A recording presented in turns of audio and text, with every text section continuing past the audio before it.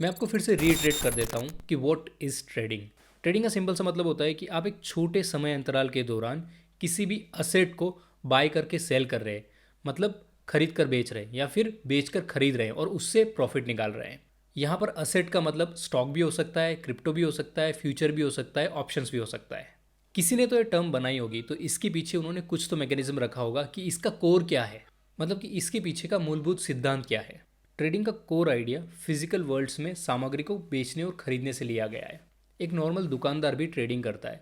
वो अपने यहाँ स्टॉक में माल लेकर आता है और फिर ग्राहकों को बेचता है, और उसी दौरान उन छोटे छोटे ट्रांजेक्शन्स में वो प्रॉफिट कमाता है। तो जो फिजिकल ट्रेडिंग होती है वस्तु की और जो स्टॉक में ट्रेडिंग होती है ना, वो अलग होती है। क्योंकि जब आप फिजिकल वस्तु को खरीदना चाहते हैं ना, तो उनका प्राइस फ्लक्चुएट होता ही नहीं है। आप जैसे लेने जाते तो ऐसा नहीं होता कि आज का आज प्राइस बदल जाएगा, हो सकता है वो कल भी ना बदले। बट जब वही बात आती है ट्रेडिंग की स्टॉक मार्केट में, तो वहाँ पर प्राइस हर पल बदलता रहता है और आप ट्रेडिंग तभी कर पाते हैं जब मार्केट ओपन हो। जैसे आप ऑफलाइन ट्रेडिंग यानी कि फिजिकल वस्तुएं तभी खरीद पाएंगे जब दुकानदार की शॉप ओपन हो। और जो स्टॉक की ट्रेडिंग है जहाँ पर छोटे छोटे मूवमेंट में प्राइस चेंज हो रहा है, वहीं ट्रेडिंग का मज़ा आता है। और वहीं पर लोग अपना प्रॉफिट कमाने के लिए बाय सेल या फिर सेल बाय करते हैं और इन छोटे छोटे मूवमेंट्स में प्रॉफिट निकाल कर ले जाते हैं। तो जो ऑनलाइन ट्रेडिंग है ना, वो भी आपके ऑफलाइन बिजनेस के जैसी है। और यहाँ पर भी हमको सेम प्रिंसिपल अप्लाई करना चाहिए, बाय चीपर सेल हायर। जैसे फिजिकल वर्ल्ड में आपने देखा होगा कि डिफरेंट टाइप्स की शॉप्स होती है और हर एक के यहाँ पर ट्रांजेक्शन्स अलग अलग टाइप से होते हैं। आपने कहीं पर रियल इस्टेट ब्रोकर की भी शॉप देखी होगी, मतलब जो ऑफिस जहाँ पर वो बैठता है, वहाँ पर भी प्राइस फ्लक्चुएशन होता है। हो सकता है कि वो 3 महीने में हो, 4 महीने हो, बट जो फ्लक्चुएशन होता है ना ह्यूज होता है। मतलब वो मल्टीपल टाइम्स रिटर्न दे सकता है। मेरा कहने का तात्पर्य ये है कि यहाँ भी ऑफलाइन मार्केट में भी टाइप्स ऑफ ट्रेडिंग अलग अलग टाइप की होती है। जो डेली सब्जी बेचता है, फल फ्रूट बेचता है, उसके प्रिंसिपल्स थोड़े डिफरेंट होते हैं। उसको थोड़ा डिफरेंटली ऑपरेट करना पड़ता है क्योंकि उसका माल जल्दी जल्दी खराब हो सकता है। और वैसे ही जो ऑनलाइन स्टॉक मार्केट में ट्रेडिंग होती है ना, वो भी 5 प्रकार की होती है। पहला होता है स्काल्पिंग। स्काल्पिंग का सीधा सीधा मतलब ये समझ लीजिए कि मिनट्स में और सेकेंड्स में ट्रेड ली जाती है, एग्जीक्यूट की जाती है और एग्जिट किया जाता है। कभी कभी तो ये 1 या 2 सेकेंड ही चलती है। अब इतने कम टाइम में जो भी स्काल्पर होता है,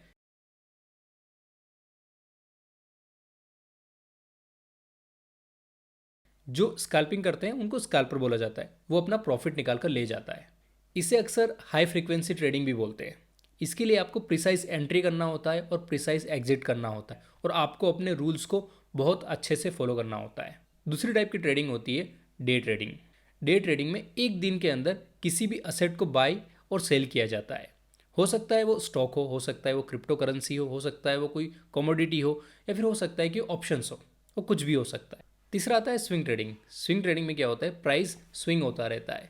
आप जानते ही प्राइस फ्लक्चुएट होता है, ऊपर नीचे होता रहता है। 2 से 10 दिन के अंतराल में जो भी प्राइस फ्लक्चुएट होता है उसका बेनिफिट लेता है स्विंग ट्रेडर। मतलब उसी दौरान में वो बाय और सेल करेगा और उसी को हम स्विंग ट्रेडर बोलेंगे। चौथा टाइप आता है पोजिशनल ट्रेडर। ये वो ट्रेडर होते हैं जो लॉन्ग टर्म पर्सपेक्टिव के हिसाब से अपनी ट्रेड बनाते हैं। मैं यहाँ पर ट्रेडर बोल रहा हूँ, इन्वेस्टर नहीं बोल रहा हूँ। क्योंकि ये लोग पोजीशन बनाते हैं और ये होप करते हैं या फिर इनका जो भी एनालिसिस होता है उसके बेसिस पर प्रेडिक्ट करते हैं कि यार ठीक है, नियर फ्यूचर में मार्केट यहाँ से यहाँ जा सकता है, या फिर मैंने जो असेट बाय की है वो यहाँ से यहाँ जाएगी और मुझे इतना प्रॉफिट होगा। ये थोड़े थोड़े टेक्निकल और फंडामेंटल दोनों को मिलाने लग जाते हैं। ना ये प्योरली टेक्निकल जाते हैं, ना ये प्योरली फंडामेंटल जाते हैं। इनका मिक्स्ड ओपिनियन रहता है। अक्सर जो पोजिशनल ट्रेडिंग की जाती है ना, वो फ्यू वीक्स तक की जाती है। 1 वीक भी हो सकता है, 2 वीक भी हो सकता है, 3 वीक भी हो सकता है, या फिर 1-2 महीने, मतलब कि 8 वीक्स भी हो सकते हैं। बट अल्टीमेटली इनका गोल ये नहीं होता है कि हमको साल 2 साल या 3 साल में पैसा कमाना है। इनका गोल ये होता है कि भाई हमको कुछ हफ्तों में पैसा कमाना है। फिर आती है 5वें प्रकार की ट्रेडिंग, जो होती है ऑप्शन ट्रेडिंग, जो बेसिकली मैं करता हूँ और वही चीज़ मैं इसमें सिखा रहा हूँ। ऑप्शन ट्रेडिंग में एक अपॉर्चुनिटी मिलती है जिसमें आप अंडरलाइंग असेट को ना बाय करते हुए उसकी चीज़ों पर बेट कर सकते हैं कि ऊपर जाएगी या नीचे जाएगी, और उसके हिसाब से अपना प्रॉफिट बुक कर सकते हैं। मैं यहाँ पर शॉर्ट में बता देता हूँ। एक मूवी लगी है इस फ्राइडे को, जिसका अभी प्राइस चल रहा है 200 रुपीज़ पर टिकट। अब क्या होता है कि उसकी डिमांड बहुत ज़्यादा बढ़ने वाली है आने वाले हफ्तों में, आने वाले 2 हफ्तों में। तो उसका जो प्राइस है ना, मूवी टिकट का प्राइस, वो 200 से 500 हिट कर जाएगा। अब आपको ये भनक पड़ती तो आप क्या सोचते हैं, यार मेरे को अभी नहीं जा सकता हूँ, मैं बाद में जाऊँगा। तो मैं क्या करता हूँ, यार मुझे 200 में ही खरीदना है। तो आप जाते थिएटर और आप बोलते हैं यार मुझे पास दे दो 50 रुपये का, मेरे 50 रुपये लग जाएंगे। पर फिर मैं इसको अगर एक हफ्ते बाद भी देखने आऊँगा ना, तो मैं खाली 200 रुपये ही दूंगा आपको टिकट के। तो आपने क्या किया, अगर उसका प्राइस 500 रुपये भी हो जाता है तो भी आपने क्या किया, 50 रुपये में उसको सिक्योर कर लिया कि मैं इसको 200 रुपये में एक हफ्ते बाद भी देख सकता हूँ, 2 हफ्ते बाद भी देख सकता हूँ। तो जो एक्चुअल असेट का प्राइस था वो ना पे करते हुए आपने एक प्रीमियम पर उसकी बुकिंग कर ली। अब इसमें 3 सिनेरियो बनेंगे। हो सकता है कि उसका प्राइस 500 रुपये चला जाए, तो फिर आपको 200 रुपये में देखने को मिल जाएगा, बट 50 रुपये आपने एडिशनल दिए थे तो आपको 250 रुपये खर्च हुए, और 500 रुपये उसकी ओरिजिनल टिकट वैल्यू हो गई उस टाइम पर, तो आपको 250 रुपये का फ़ायदा हो गया। और हो सकता है कि आप देखने ही नहीं जाओ, आपका मन बदल जाए तो आपके 50 रुपये चले जाएंगे, और हो सकता है कि वो 200 का 200 रुपये रहे। उस केस में आप क्या करोगे, 50 रुपये एक्स्ट्रा दोगे। तो यहाँ पर आपके पास क्या था, ऑप्शंस था कि आपको टिकट खरीदना है या नहीं खरीदना, वो आपके हाथ में है। और जो 2 हफ्ते तक वो मूवी लगी रहती ना, वो था आपका एक्सपायरी टाइम पीरियड। अब इसमें हम बेट कर रहे हैं कि प्राइस ऊपर जाए, तो हम यहाँ पर कॉल ऑप्शन को एक्सरसाइज कर रहे हैं, और इसी को ऑप्शंस बोला जाता है। अब मैंने आपको ऑप्शंस बता दिया, कुछ चीज़ें और बता दी। अब ट्रेड कैसे होती है। जनरली जब भी ट्रेडर मार्केट के सामने बैठता है तो सबसे पहले क्या देखता है, चार्ट, क्योंकि उसको प्राइस एक्शन देखना होता है कि प्राइस कहाँ गया, कैसे गया, क्योंकि उसको एनालिसिस करना होता है। वो जब प्राइस को फ्लक्चुएट होते हुए देखता है तो अपना प्राइस एक्शन लगाता है कि यार अगर प्राइस यहाँ से यहाँ गया तो यहाँ से यहाँ जाना चाहिए, यहाँ से यहाँ जाना चाहिए। वो अपना जो भी एनालिसिस है किस बेसिस पर लगाता है वो उसकी मर्जी है। मेरी स्ट्रेटजी में क्या लगाता हूँ ना, वो मैं आपको आने वाले मॉड्यूल्स में बता दूंगा। वहीं पर कुछ ट्रेडर्स होते हैं जो सपोर्ट एंड रेजिस्टेंस के बेसिस पर ट्रेड करते हैं, तो सपोर्ट एंड रेजिस्टेंस मार्क करते हैं प्राइस एक्शन के अलावा भी। और कुछ लोग होते हैं जो इंडिकेटर बेस्ड ट्रेड करते हैं और इंडिकेटर बेस्ड इंट्राडे ट्रेडिंग करते हैं, जो कि नहीं करना चाहिए, क्योंकि इंडिकेटर्स इंट्राडे में फेल होते ही होते। इंडिकेटर्स इंट्राडे में नहीं यूज़ करना चाहिए। अगर आप उनका पास्ट परफॉर्मेंस भी देखेंगे तो आपको मिक्स परफॉर्मेंस मिलेगा। हो सकता है 1 साल के लिए वो पॉजिटिव हो, बट जब आप उसका क्यूमुलेटिवली परफॉर्मेंस देखेंगे ना, तो आपको डेफिनेटली वो लॉस में मिलेगा। ये सब करते करते जब ट्रेडर थोड़ा समझदार हो जाता है, उसको पता चलता है कि यार मैं क्या क्या गलतियां कर रहा हूँ और मेरा एक्चुअल पैसा जो ट्रेडिंग में इन्वॉल्व है वो जाता जा रहा है, तो फिर उसको समझ में आता है कि यहाँ पर रिस्क मैनेजमेंट नाम की चीज़ होती है, और रिस्क मैनेजमेंट ही है जो मेरा कैपिटल सेव करेगी और मेरे कैपिटल को ग्रो करने में मदद करेगी।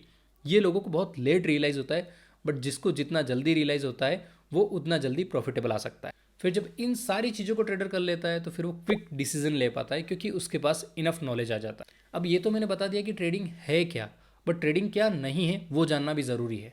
अगर आपका कोई एनालिसिस नहीं है, आप ऑन द स्पॉट ये डिसाइड कर रहे हैं कि यहाँ से मार्केट या फिर यहाँ से अंडरलाइंग जो भी स्टॉक में आप ट्रेड कर रहे हैं इसका प्राइस 100 रुपये ऊपर चला जाएगा, और उसके बेसिस पर अगर आप ट्रेड ले रहे हैं तो गैम्बलिंग है, वो ट्रेडिंग नहीं है।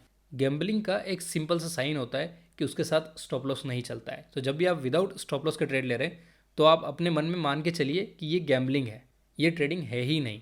उसके बाद आते हैं वो लोग जो प्रेडिक्ट करते हैं कि भाई मार्केट यहाँ से यहाँ चला जाएगा, मेरा एनालिसिस बोलता है। पता नहीं वो एनालिसिस क्या है, कुछ भी हो सकता है, बट प्रेडिक्शन गलत होने के केस में वो स्टॉप लॉस लेकर नहीं चलता। तो आपको मार्केट अगर आप प्रेडिक्ट कर रहे हैं एंड यू नो कि भाई मैं ही सही हूँ, आप ऐसा मान के चल रहे हैं, तो फिर आप एक ट्रेडर नहीं है। और वहीं पर कुछ लोग आ जाते हैं जो डेली अपनी स्ट्रैटेजी बदलते रहते हैं। आज उन्होंने इस गुरु को देखा तो इसके हिसाब से हम बाय और सेल करेंगे, कल उन्होंने दूसरे गुरु को देखा तो उसके हिसाब से हम बाय और सेल करेंगे। रोज़ उनकी स्ट्रैटेजी चेंज होती है, रोज़ उनका रिस्क मैनेजमेंट चेंज होता है, रोज़ उनकी असेट क्लास चेंज होती है। कभी क्रिप्टो में ट्रेड करते हैं, कभी ऑप्शंस में, कभी फ्यूचर में।